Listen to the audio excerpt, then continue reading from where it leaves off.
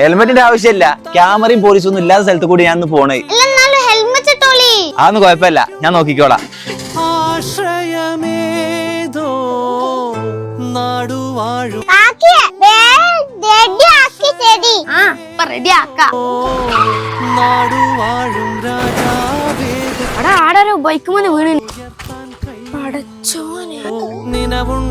അത് ഐശുവിന്റെ കാക്കയാണല്ലോ.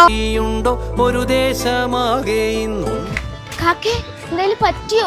ഇല്ല, ഭാഗ്യത്തിനൊന്നും പറ്റിയില്ല.